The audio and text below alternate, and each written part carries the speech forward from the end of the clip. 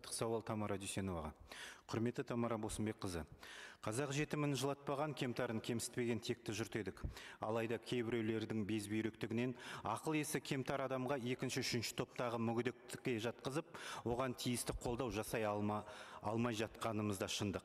Бұл уақыттың озғаны, ұрпақтың тозғаны ма? Адамның жаратушыдан кемтарлық пен мүгедектікті сұрап алмайтыны шындық. Туап өткен ақыл есі кем болса, оған кімді кінәлаймыз, кімнен барып сұраймыз? Кемтарлық пен мүгедектік ұлт пен ұлысты, мемлекет пен қоғамды таңдамайды, бай кедей деп те бөлмейді. Сондықтан мемлекет те, қоғамда мүмкіндігі шектеулі жандардың жағдайларын жасауға, солардың жоғын жоқтап, мұңын мұқтауға міндетті. Әйтпесе адамдығымыз қайда? Бүгінгі депутаттық сауалымның негізгі тақырыбы осы болмақ. Ақыл есі кем бала 18 жасқа дейін де, 18 жастан кейін де бала. Себебі ақыл есі кем. Енді 18 жасқа дейін балаға да, қамқоршысына да жәрдемақы төленеді. Бірақ одан кейін ол 18-ден асқасын қараушысына мемлекеттен жәрдемақы жоқ. Әрине, әрбір ана баласы үшін тегінде қарай алады, соңғы демі қалғанша күтеде алады.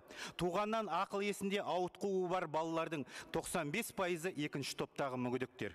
Психикалық ауытқуы болса, оған психотроптық дәрі-дәрмегі, күнделікті қажетті памперсін, ас суын алуға да бөлінген жәрдемақысы жеткіліксіз.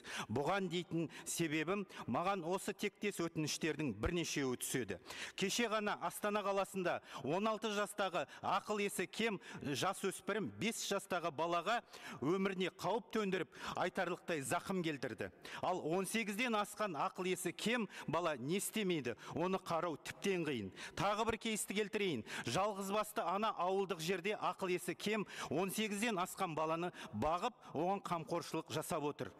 Ол баланы қасында қарап отырмаса, басқа адамдарға зиян тигізуі, үйді өртеп жіберуі, немесе өзге түгелі өзінде қауіп төндіруі әбден мүмкін.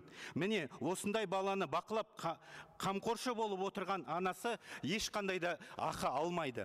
Қаржы жетіспеушілігінен анасы бір жерге жалынып, еден жуып, екінші жерге өтініп, аула сыпырушы болып, екі жұмыс жасайды екен.